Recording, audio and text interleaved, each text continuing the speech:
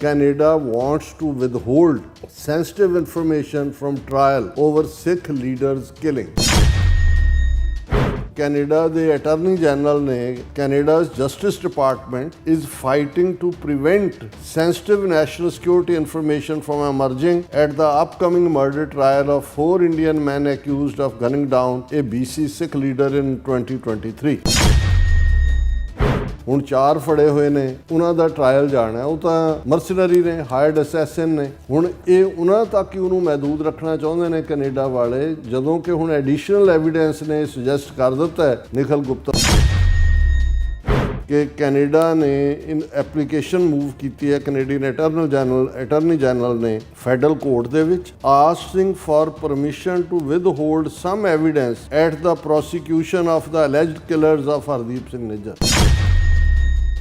ਹੁਣ ਜ਼ਾਹਰ ਹੈ ਵੀ ਕਿਹੜੀ ਇਨਫੋਰਮੇਸ਼ਨ ਹੋਲਡ ਕਰਨੀ ਹੈ, ਵੀ ਇੰਡੀਆ ਦਾ ਕੀ ਰੋਲ ਹੈ, ਵੀ ਉਹ ਸਾਹਮਣੇ ਔਰ ਉਹਦੇ ਜੋ ਕਹਿ ਰਹੇ ਨੇ ਕਿ ਜੇ ਅਸੀਂ ਉਹ ਇਨਫੋਰਮੇਸ਼ਨ ਵੀ ਦਿੰਦੇ ਹਾਂ ਤੇ that will be injurious to international relations and national security. National security ਦਾ ਕੁਝ ਨਹੀਂ ਹੁੰਦਾ, ਇਹ ਜਿਹੜੀ ਸੋ ਕਾਲਡ ਇੰਟਰਨੈਸ਼ਨਲ ਰਿਲੇਸ਼ਨਸ ਨੇ, ਇਹ ਜਿਹੜੀ ਸੌਦੇਬਾਜ਼ੀ, ਹੁਣ ਇਹ ਬੈਂਕਰ ਹੈ, ਇਹਨੇ ਪਤਾ ਨਹੀਂ ਪੈਸਾ ਖਾਧਾ ਹੋਇਆ ਹੈ ਜਾਂ ਉਹ ਆਇਨਸਟਾਈਨ ਫਾਈਲ ਵਾਂਗੂ ਕੋਈ ਇੰਡੀਆ ਦੇ ਕੋਲ ਇਹਦਾ ਕੋਈ ਭੇਤ ਹੈ।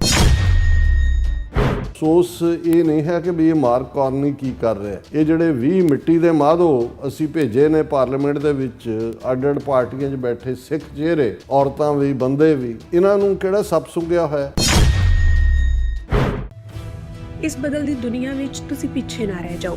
ਹਰ ਘਟਨਾ ਜੋ ਤੁਹਾਡੀ ਜ਼ਿੰਦਗੀ ਤੇ ਅਸਰ ਪਾ ਰਹੀ ਹੈ, ਅਸੀਂ ਉਸ ਬਾਰੇ ਦਵਾਂਗੇ ਤੁਹਾਨੂੰ ਸਟੀਕ ਤੇ ਸਹੀ ਜਾਣਕਾਰੀ।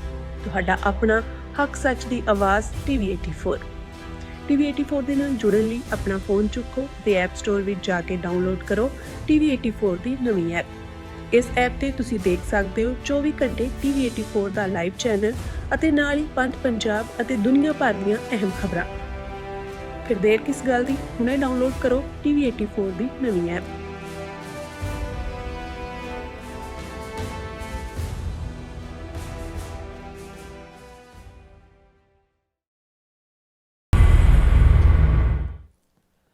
Viewers welcome back on program. So ਇਸ ਗੱਲਬਾਤ ਕਰਨ ਜਾ ਰਹੇ ਹਾਂ ਕਿ ਨਾਰਥ ਅਮਰੀਕਾ ਦੀ ਪ੍ਰਸਿੱਧ ਅਖਬਾਰ ਗਲੋਬ ਨਿਊਜ਼ ਨੇ ਇੰਕਸ਼ਾਫ ਕੀਤਾ ਹੈ ਕਿ ਕੈਨੇਡਾ ਗਵਰਨਮੈਂਟ ਦੇ ਅਟਾਰਨੀ ਜਨਰਲ ਨੇ ਹਰਦੀਪ ਸਿੰਘ ਨਿੱਜਰ ਦੇ ਕਤਲ ਕੇਸ ਵਿੱਚ ਫੈਡਰਲ ਕੋਰਟ ਵਿੱਚ ਅਰਜ਼ੀ ਦਾਇਰ ਕੀਤੀ ਹੈ ਕਿ ਉਸ ਨੂੰ ਕੇਸ ਵਿੱਚ ਕੁਝ ਜਾਣਕਾਰੀ ਲੁਕਾਉਣ ਦੀ ਇਜਾਜ਼ਤ ਦਿੱਤੀ ਜਾਵੇ।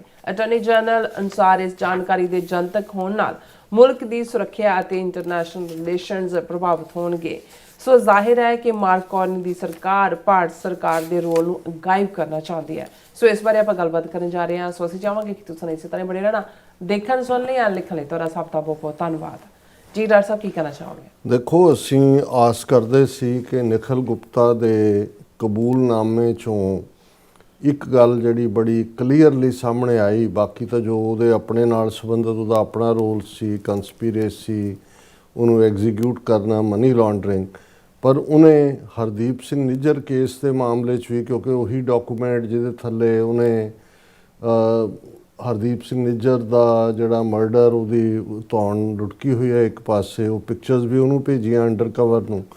ਸੋ ਇਹ ਵੀ ਜ਼ਾਹਰ ਹੋਇਆ ਵੀ ਇਸ ਕੇਸ 'ਚ ਵੀ ਉਹਦਾ ਰੋਲ ਹੈ। ਅਤੇ ਜਦੋਂ ਉਹ ਖੁਦ ਕਬੂਲਨਾਮਾ ਉਹਦਾ ਆਉਂਦਾ ਹੈ, ਆਪਣੇ ਹੈਂਡਲਰ ਦਾ ਨਾਂ ਵੀ ਉਹ ਵਿਕਾਸ ਯਾਦਵ, ਜਿਹੜਾ ਰਾਹ ਦਾ ਉੱਚ ਅਧਿਕਾਰੀ ਸੀ IPS ਕਾਡਰ ਦਾ, ਔਰ ਪ੍ਰਾਈਮ ਮਿਨਿਸਟਰ ਕੈਬਨਿਟ ਸੈਕਟਰੀਏਟ ਦੇ ਨਾਲ ਜਿਹਦਾ ਤਾਲੁਕ ਸੀ, ਔਰ ਜੇ ਉਹ ਸਾਰਾ ਉਸ ਦੀ ਟੈਸਟੀਮਨੀ ਔਰ ਉਹਦੇ 'ਤੇ ਬੇਸਡ ਉਸ ਦਾ ਜਿਹੜਾ ਉਹ ਸਾਰਾ ਕਬੂਲਨਾਮਾ ਆਉਂਦਾ ਹੈ।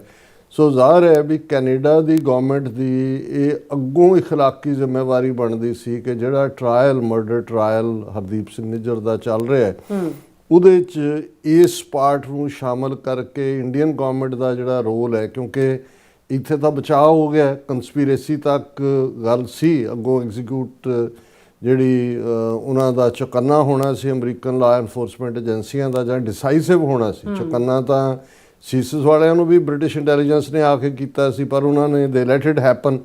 ਸੋ ਉਹ ਜ਼ਿੰਮੇਵਾਰੀ ਤਾਂ ਕੈਨੇਡਾ ਸਰਕਾਰ ਉਸ ਤੋਂ ਕਦੇ ਬਚ ਨਹੀਂ ਸਕੇਗੀ, ਕਿਤੇ ਨਾ ਕਿਤੇ ਫਿਊਚਰ 'ਚ ਉਹਦੀ ਅਕਾਊਂਟੇਬਿਲਿਟੀ ਹੋਏਗੀ।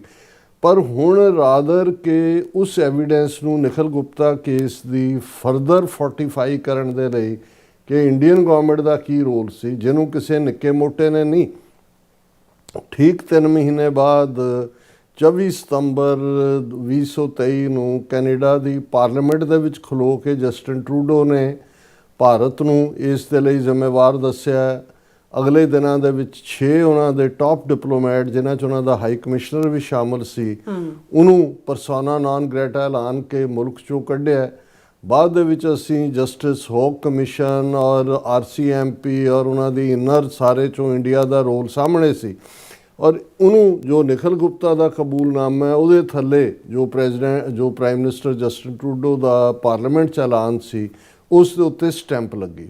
ਪਰ ਹੋ ਕੀ ਰਿਹਾ ਹੈ, ਇਹ ਜਿਹੜਾ ਸੈਲ ਆਊਟ ਹੁੰਦਾ ਹੈ ਕਿਸ ਲੈਵਲ ਦੇ ਉੱਤੇ, ਇੱਕ ਪਾਸੇ ਅਸੀਂ ਅਕਾਊਂਟੇਬਿਲਟੀ ਦੀ ਗੱਲ ਕਰਦੇ ਹਾਂ, ਹੁਣ ਐਪਸਟਾਈਨ ਫਾਈਲਸ ਦਾ ਮੁੱਦਾ ਹੈ, ਮਿਲੀਅਨਸ ਆਫ ਪੇਜਿਸ ਅਜੇ ਰਹਿੰਦੇ ਨੇ ਵਾਪਸ, ਜਿੰਨੇ ਕੁ ਸਾਹਮਣੇ ਆਏ ਉਹਦੇ ਥੱਲੇ ਕਿਵੇਂ ਜਿਹੜੇ ਸੱਚਮੁੱਚ ਇਖਲਾਕੀ ਕਦਰਾਂ ਕੀਮਤਾਂ ਵਾਲੇ ਮੁਲਕ, ਜਮਹੂਰੀਅਤ ਡੈਮੋਕ੍ਰੇਸੀ ਕਹਾਉਣ ਵਾਲੇ ਹੁੰਦੇ ਨੇ। ਹੁਣ ਕਿੰਗ ਚਾਰਲਸ, ਉਹਦਾ ਭਰਾ ਇਨਵੋਲਵ ਹੈ ਐਂਡਰਿਊ ਇਨ ਲਾਈਨ ਹੈ, ਜੇ ਕੱਲ੍ਹ ਨੂੰ ਜਿਹੜਾ ਕਿੰਗ ਚਾਰਲਸ ਨੂੰ ਕੁਝ ਹੁੰਦਾ ਤੇ ਉਹਨੇ ਕਿੰਗ ਬਣਨਾ ਸੀ, ਪਰ ਉਹਦਾ ਨਾਂ ਸ਼ੋ ਅਪ ਹੋਇਆ। ਉਹ ਜਿਹੜੀ ਸਾਰੀ ਇਲੀਗਲ ਬਦ ਅਖਲਾਕੀ ਦੀਆਂ ਘਟਨਾਵਾਂ 'ਚ ਵੀ ਉਹਦਾ ਆਇਆ।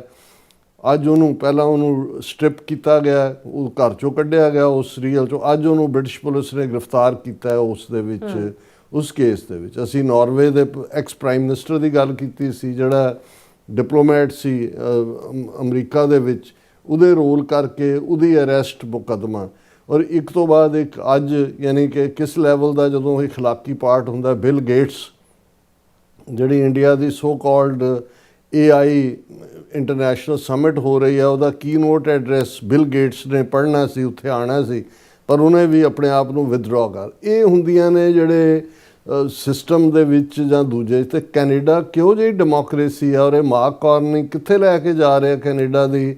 ਕੋਈ ਕੈਨੇਡਾ ਵੱਡੀ ਕੋਈ ਮਿਲਟਰੀ ਪਾਵਰ ਨਹੀਂ ਸੀ, ਕੋਈ ਅਦਰਵਾਈਜ਼ ਨਹੀਂ ਸੀ। ਜੇ ਕੈਨੇਡਾ ਦਾ ਅਮਰੀਕਾ ਨਾਲੋਂ ਕੋਈ ਡਿਸਟਿੰਕਟ ਪਾਰਟ ਸੀ UN ਦੇ ਵਿੱਚ ਹਿਊਮਨ ਰਾਈਟਸ ਇਸ਼ੂ ਦੇ ਉੱਤੇ, ਕਿਉਂਕਿ ਅਮਰੀਕਾ ਤਾਂ ਡਿਫਰੈਂਟ ਵਾਰਸ ਦੇ ਵਿੱਚ ਵੀ ਇਨਵੋਲਵ ਰਿਹਾ, ਵਿਤਨਾਮ ਵੀ, ਕੋਰੀਆ ਵੀ, ਦੂਜੇ ਵੀ, ਇਸ ਲਈ ਉਹਨੇ ਕਦੇ ਇੰਟਰਨੈਸ਼ਨਲ ਕ੍ਰਿਮੀਨਲ ਕੋਰਟ ਨੂੰ ਵੀ ਮਾਨਤਾ ਨਹੀਂ ਦਿੱਤੀ, ਕਿਉਂਕਿ ਅਮਰੀਕਾ ਇਹ ਸਮਝਦਾ ਸੀ ਕਿ ਵੀ ਜਿਵੇਂ ਜਿੱਥੇ ਇਹਨਾਂ ਦੇ ਸੋਲਜਰ ਜਾਂਦੇ ਨੇ, ਉਹਨਾਂ ਦਾ ਮਿਲਟਰੀ ਹੁੰਦੀ ਹੈ, ਉੱਥੇ ਵਾਇਲੇਸ਼ਨਸ ਹੁੰਦੀਆਂ ਹੀ ਨੇ, ਵੀ ਉਹ ਤਾਂ ਹਰ ਚੌਥੇ ਦਿਨ ਅਕਾਊਂਟੇਬਿਲਟੀ ਹੋਏਗੀ।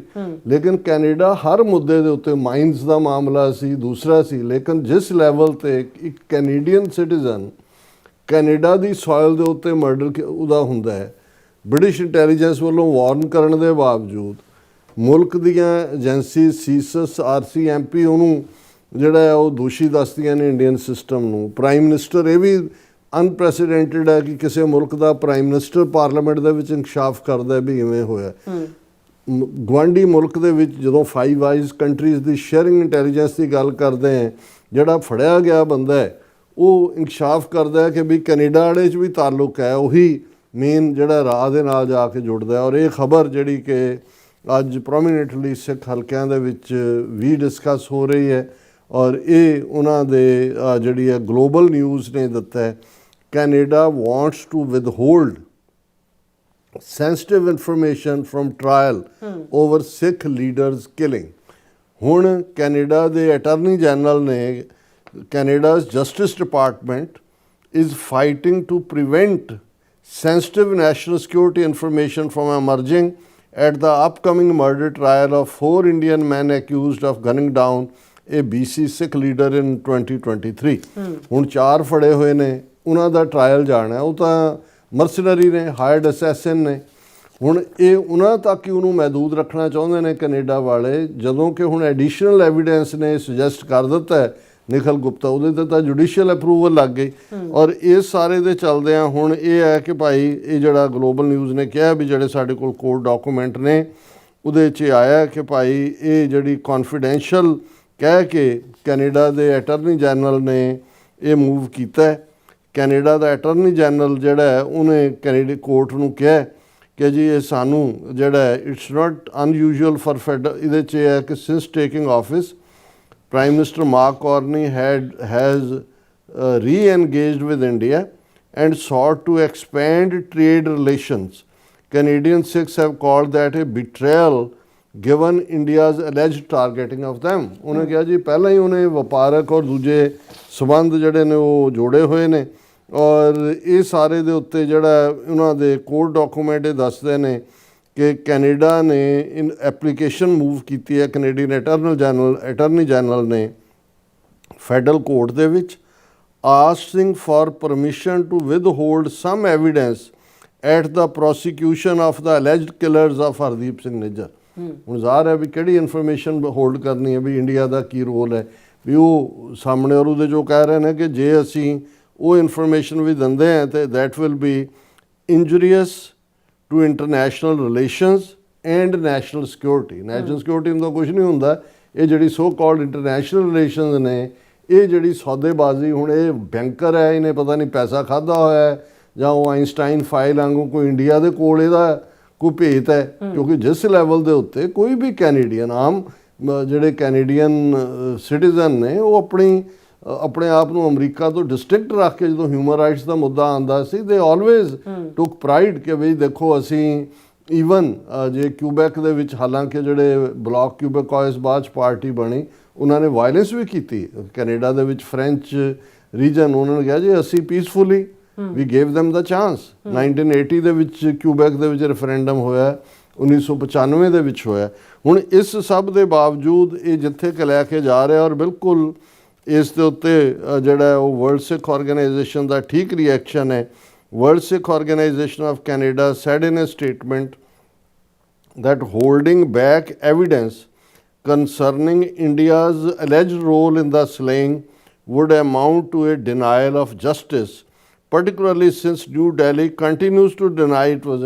ਉਹਨਾਂ ਨੇ ਕਿਹਾ WHO ਨੇ ਕਿ ਭਾਈ ਇਹ ਤਾਂ ਜੇ ਇਵੇਂ ਹੁੰਦਾ ਤੇ ਇਹ ਡਿਨਾਇਲ ਆਫ ਜਸਟਿਸ ਹੋਏਗਾ ਕਿਉਂਕਿ ਤੁਸੀਂ ਜਿਹੜੇ ਅਸਲ ਕਾਤਲ ਨੇ ਉਹਨਾਂ ਨੂੰ ਪ੍ਰੋਟੈਕਟ ਕਰਨ ਦੀ ਕੋਸ਼ਿਸ਼ ਕਰ ਰਹੇ ਹੋ। And any effort by Canadian authorities to conceal or redact evidence will serve to vindicate India's position and embolden further acts of intimidation and violence। World Sikh Organization said justice is not negotiable and can't be suppressed in the name of international relations or diplomacy। ਕਿ ਵੀ ਇਹ negotiable ਹੈ, murder ਹੋਇਆ ਹੈ ਤੁਹਾਡੇ citizen ਦਾ ਹੋਇਆ ਹੈ, ਇੱਕ foreign power ਨੇ ਕੀਤਾ ਹੈ, ਐਵੀਡੈਂਸ ਉਸ ਦਾ ਸਾਹਮਣੇ ਹੈ, ਤੁਹਾਡੀਆਂ ਆਪਣੀਆਂ ਏਜੰਸੀਆਂ ਦਾ ਐਵੀਡੈਂਸ ਹੈ। ਨਿਖਿਲ ਗੁਪਤਾ ਨੇ ਉਸ ਨੂੰ ਜਿਹੜਾ ਉਹ ਕਨਫੈਸ ਕੀਤਾ ਔਰ ਇਸ ਦੇ ਉੱਤੇ ਜਿਹੜਾ ਹੁਣ ਕੀ ਕੋਰਟ ਫੈਸਲਾ ਲਏਗਾ ਜਾਂ ਕੀ ਹੈ ਪਰ ਉਹਦੇ 'ਚ ਉਹਨਾਂ ਨੇ ਅਟਾਰਨੀ ਜਨਰਲ ਦੇ ਆਫਿਸ ਨੇ ਕਿਹਾ ਜੀ ਕਿ ਅਸੀਂ ਵੀ cannot further provide any details and this ਔਰ ਅੱਗੋਂ ਇਹ ਸਾਰੀ ਕਹਾਣੀ ਜਿਹੜੀ ਹੈ ਉਸ ਨੂੰ ਉਹਨਾਂ ਨੇ ਰਿਪੀਟ ਕੀਤਾ ਕਿ ਜੀ ਕੀ ਹੋਇਆ। ਸੋ ਅਸੀਂ ਸਮਝਦੇ ਹਾਂ ਕਿ ਬਈ what a shame। ਮਤਲਬ ਹੁਣ ਇਸ ਤੋਂ ਵੱਧ ਕੇ ਹੋਰ ਕੀ ਲਫ਼ਜ਼ ਨੇ ਵੀ ਤੁਹਾਡਾ ਮੁਲਕ, ਤੁਹਾਡਾ ਕੋਰਟ ਸਿਸਟਮ, ਤੁਹਾਡਾ ਸ਼ਹਿਰੀ ਉਹਦੇ 'ਚ ਆ ਕੇ ਤੁਹਾਡੀਆਂ ਆਪਣੀਆਂ ਏਜੰਸੀਆਂ ਦੀ ਰਿਪੋਰਟ, ਤੁਹਾਡੇ ਆਪਣੇ ਪ੍ਰਾਈਮ ਮਿਨਿਸਟਰ ਦਾ ਇੰਕਸ਼ਾਫ, ਐਡਿਡ ਐਵੀਡੈਂਸ ਔਰ ਤੁਸੀਂ ਕਹੋ ਕਿ ਜੀ ਨਹੀਂ ਅਸੀਂ ਜਿਹੜਾ ਉਹ ਇੰਟਰਨੈਸ਼ਨਲ ਰਿਲੇਸ਼ਨ ਜਾਂ ਫਿਰ ਜਾ ਕੇ ਇਸ ਤੋਂ ਵੱਧ ਕੇ ਤੁਸੀਂ ਕੀ ਜਿਹੜਾ ਉਹ ਮੁਲਕ ਨੂੰ ਵੇਚ ਸਕਦੇ ਹੋ। ਇਹ ਔਰ ਇਹ ਬੁਰੀ ਤਰ੍ਹਾਂ ਜਿਹੜਾ ਇਹ ਪਿੱਟਣਗੇ ਵੀ ਮਾਰਕ ਕਾਰਨੀ। ਪਰ ਮੈਂ ਜਿਵੇਂ ਪਰਸੋਂ ਵੀ ਗੱਲ ਹੋ ਰਹੀ ਸੀ ਇੱਕ ਵੀਰ ਨਾਲ, ਮੈਂ ਕਿਹਾ ਅਫਸੋਸ ਇਹ ਨਹੀਂ ਹੈ ਕਿ ਵੀ ਇਹ ਮਾਰਕ ਕਾਰਨੀ ਕੀ ਕਰ ਰਿਹਾ।